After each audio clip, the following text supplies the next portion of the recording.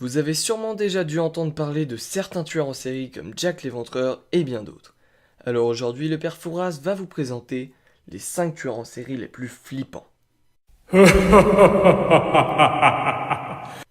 Salut les amis, c'est le père Fouras et aujourd'hui on se retrouve pour la vidéo du top 5 des tueurs en série les plus flippants. Alors si tu ne veux pas que ces tueurs en série viennent chez toi pour gentiment te tuer durant ton sommeil, je te conseille de lâcher un gros pouce bleu. Numéro 5. Pedro Rodrigues Filho. Pedro Rodrigues Filho est un criminel brésilien né le 17 juin 1954 à Santa Rica au Brésil. Pedro commet son premier meurtre à l'âge de 14 ans pour venger son père qui fut licencié. Puis il tua à de nombreuses reprises afin de venger sa copine de l'époque qui a été tuée par un gang. Puis enfin, un jour, il alla dans la prison municipale dans laquelle était incarcéré son paternel, inculpé pour le meurtre de sa femme.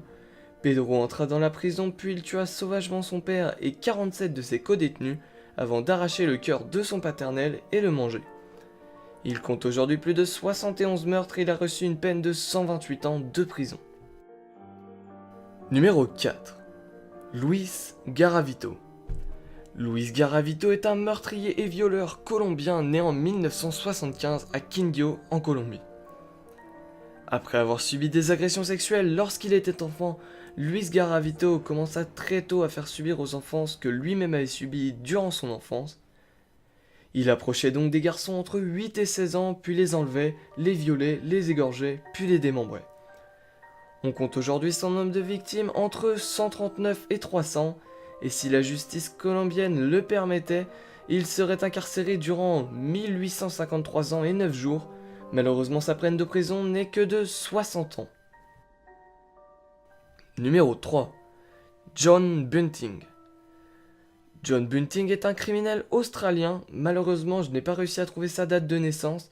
La seule information sur son enfance est que tout petit, il adorait torturer des animaux et il rêvait de tuer des pédophiles ainsi que des homosexuels. Lui et sa bande de détraqués, dont il était le chef, ont commis 12 meurtres durant lesquels ils maltraitaient les parties génitales des victimes à coups de couteau, de barres de fer et d'électrochocs.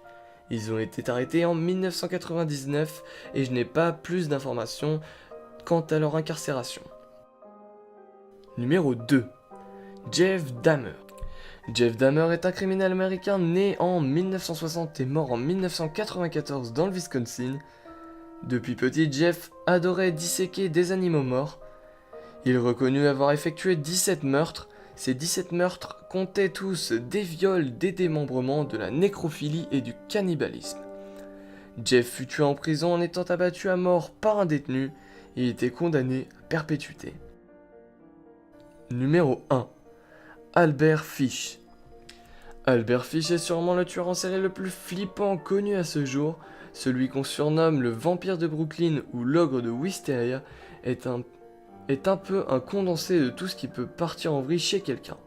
Sadomasochiste dès son plus jeune âge, il est adepte de toutes sortes de paraphilies, ondinisme, corprophagie, pédophilie, etc.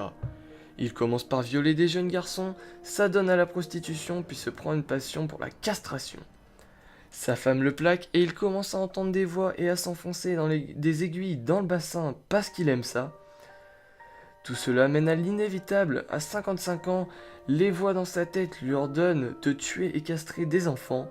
Il en tuera au moins 4, prenant souvent soin d'envoyer une lettre aux parents pour leur expliquer le détail du supplice de leur enfant. En plus de cela, Albert adorait raconter la manière dans laquelle il allait cuisiner leur enfant dans la lettre aux parents car il était aussi cannibale. Et voilà les amis, c'est terminé pour ce top un peu glauque, alors n'hésitez pas à me proposer des tops qui vous feraient plaisir dans les commentaires. Abonnez-vous et likez mes vidéos pour faire partie de la Fouras Army. Ciao les amis.